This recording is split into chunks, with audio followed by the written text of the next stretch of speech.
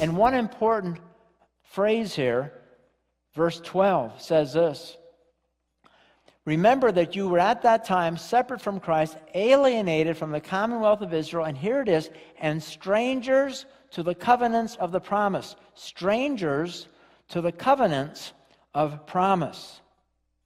Why doesn't Paul just say you were strangers to the promise? Because the promise God makes to us is by way of covenant. Now, a covenant is a compact or an agreement between two parties. In our covenant with God, what we offer as payment for our side of that agreement is faith. That's it. By believing. By faith, Abraham believed. And the Bible proves this. Romans 4, verse 1 to 5. Abraham was, humanly speaking, the founder of our Jewish nation. What did he discover about being made right with God?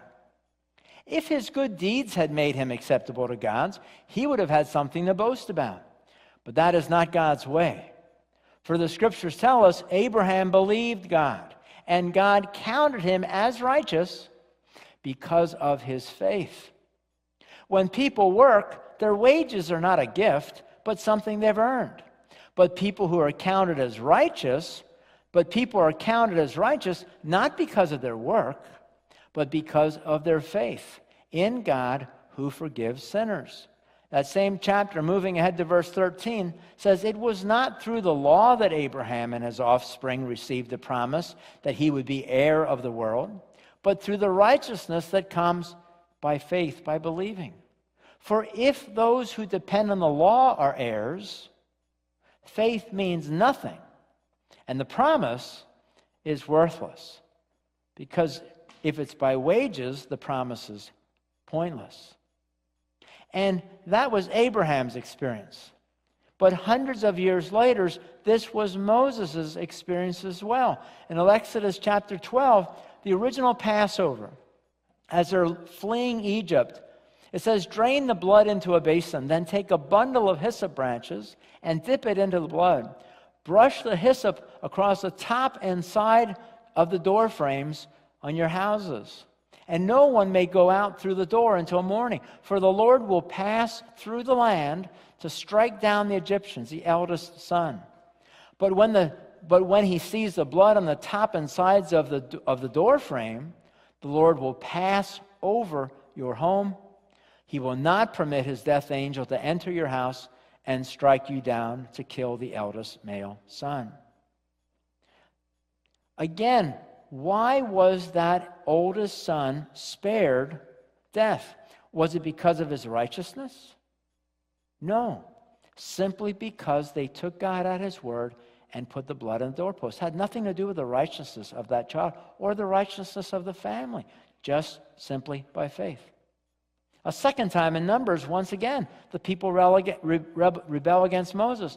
They began to speak against God and Moses. Why have you brought us out of Egypt to die here in the wilderness? They complained. There is nothing to eat here and nothing to drink when we hate this horrible manna. It was like Special K in a bottle, you know? We hate this horrible manna. So the Lord sent poisonous snakes among the people, and many were bitten and died. Then the people came to Moses and cried out, we have sinned by speaking against the Lord and against you. Pray that the Lord will take away the snakes. So Moses prayed for the people. Then the Lord told him, make a replica of a poisonous snake and attach it to a pole. All those who are bitten will live if they simply look at it. So Moses made a snake out of bronze and attached it to a pole. And anyone who was bitten by a snake could look at the bronze snake and be healed. And again, were these rebels saved because of righteousness? No. They were saved by faith simply because they believed, simply because they looked at the bronze serpent. The same too with Jesus.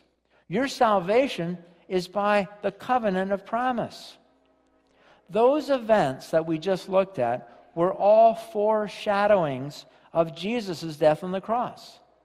The original Passover, The righteous and unrighteous were saved equally by faith, simply by believing. The snake bite, the righteous and the unrighteous were saved equally by faith, simply by believing. The cross, the righteous and the unrighteous are saved equally, simply by faith, simply by believing.